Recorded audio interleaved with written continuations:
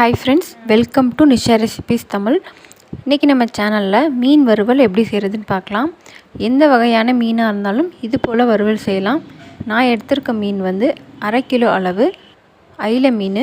இப்போ எப்படி செய்கிறதுன்னு பார்க்கலாம். மீன் வந்து நல்லா க்ளீன் பண்ணி கழுவி எடுத்தாச்சு. இந்த மாதிரி முழு மீனாக இருந்தால் இடையில கிராஸ் போட்டுக்கிட்டிங்கன்னா மசாலா வந்து உள்ளே நல்லா இறங்கியிருக்கும்.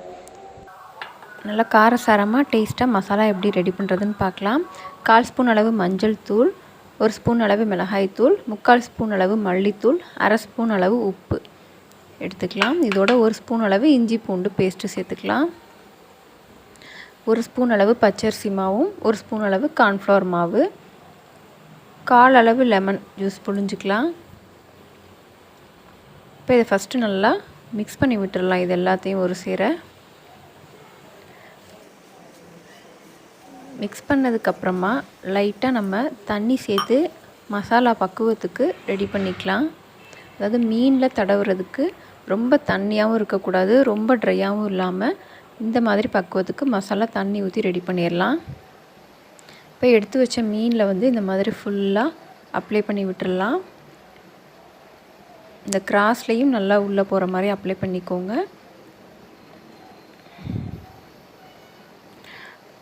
உள் பகுதியிலையும் அப்ளை பண்ணிக்கலாம். இந்த மாதிரி எல்லா மீன்லேயுமே நம்ம மசாலா அப்ளை பண்ணி வச்சிடலாம். 1/2 கிலோவுக்கு இந்த மசாலா வந்து சரியாக இருக்கும். இப்போ நம்மக்கிட்ட இருக்க 3 மீன்லேயும் ஃபுல்லாக அப்ளை பண்ணியாச்சு. இதை ஒரு 1/4 மணி நேரம், குறைஞ்சது 1/4 மணி நேரம் ஊற வைக்கணும். அதிகபட்சம் நீங்கள் 1/2 மணி நேரம் 3/4 மணி நேரம் ஊற வச்சுக்கலாம். நல்லா மசாலா ஊறிடுச்சு. இப்போ ஒரு பேனில் ஆயில் சேர்த்து நல்லா காய வச்சுக்கோங்க. ரொம்ப டீப் ஃப்ரை பண்ணணுன்னா ரொம்ப ஆயில் சேர்க்கணும்லாம் அவசியம் இல்லை. ஓரளவு அது படுற அளவுக்கு ஆயில் இருந்தாலே போதும். நல்லா ஆயில் சூடானதுக்கப்புறமா இந்த மாதிரி கொஞ்சமாக கேப் விட்டு நம்ம மீனை வந்து சேர்த்துடலாம்.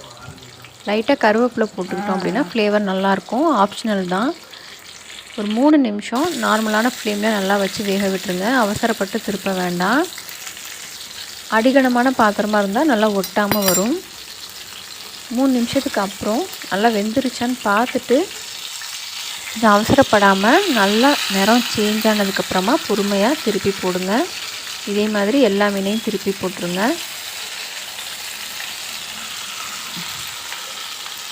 மறுபக்கமும் ஒரு 3 நிமிஷம் நல்ல ஃப்ளேமில் வேக வச்சிங்கன்னா நல்லா நிறம் மாறிடும். இதே மாதிரி மறுபக்கமும் 3 நிமிஷம் வேக வச்சிடலாம். இப்போ மீன் ரெடி ஆயிடுச்சு, எடுத்துடலாம். அவ்வளோதான். சூப்பரான காரசாரமான மீன் வறுவல் ரெடி ஆயிடுச்சு. இது போல் நீங்களும் ட்ரை பண்ணி பாருங்கள். இந்த வீடியோ உங்களுக்கு பிடிச்சிருந்தா மறக்காமல் சேனலை சப்ஸ்கிரைப் பண்ணுங்கள், லைக் பண்ணுங்கள், கமெண்ட் பண்ணுங்கள், ஷேர் பண்ணுங்கள். மறக்காமல் உங்கள் ஃப்ரெண்ட்ஸ்க்கும் ஷேர் பண்ணுங்கள். தேங்க்யூ.